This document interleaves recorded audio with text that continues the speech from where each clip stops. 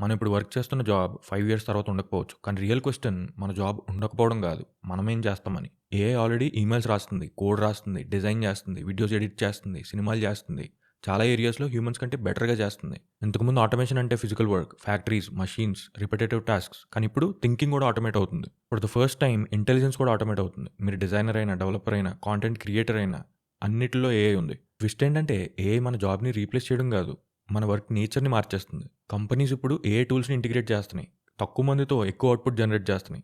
Man power తగ్గిపోతుంది. ఇక్కడ biggest shift ఏంటంటే వర్క్ వాల్యూ చేంజ్ అయింది. ఇంతకుముందు ఎఫర్ట్ అంటే వాల్యూ. కానీ ఇప్పుడు అవుట్‌పుట్ అంటే వాల్యూ. అవుట్‌పుట్ అనేది ఈజీ అయిపోతే ఎఫర్ట్‌కి మీనింగ్ లేదు. ఇప్పుడు ఇమాజిన్ ఏఐ ఆల్మోస్ట్ అన్నీ చేయగలిగితే మనకి టైం దొరుకుతది. ప్రెషర్ తగ్గిపోద్ది. సర్వైవల్ ఈజీ అయిపోద్ది. అంతా బానే ఉంది గానీ మనకి పర్పస్ ఎక్కడి నుండి వస్తది? మనం వర్క్ చేస్తాం. జస్ట్ మనీ కోసం కాదు. ఐడెంటిటీ కోసం, మీనింగ్ కోసం, డైరెక్షన్ కోసం. కానీ ఏఐ ఆల్మోస్ట్ అంతా చేస్తే నేనేంటి? నేను దేనికున్నాను అనే క్వెషన్ వస్తది. మనం ఆల్రెడీ చూస్తున్నాం. స్టూడెంట్స్ ఏఐ వాడి అసైన్‌మెంట్స్ కంప్లీట్ చేస్తున్నారు. ప్రొఫెషనల్స్ ఏఐ టూల్స్ వాడుతున్నారు. Content creators AI videos create చేస్తున్నారు.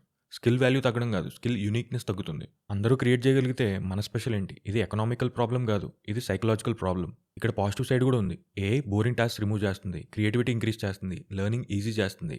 ఇక్కడ క్వెషన్ ఏంటంటే ఏఐ మన లైఫ్‌ని బెటర్ చేస్తుందా? లేదంటే కన్‌ఫ్యూజ్ చేస్తుందా? ఆన్సర్ ఏమి ఈజీ కాదు. ఫ్యూచర్‌లో వర్క్ ఆప్షనల్ అవ్వచ్చు. సర్వైవల్ ఈజీ అవ్వచ్చు. కానీ మీనింగ్ మాత్రం ఆటోమేటిక్‌గా రాదు.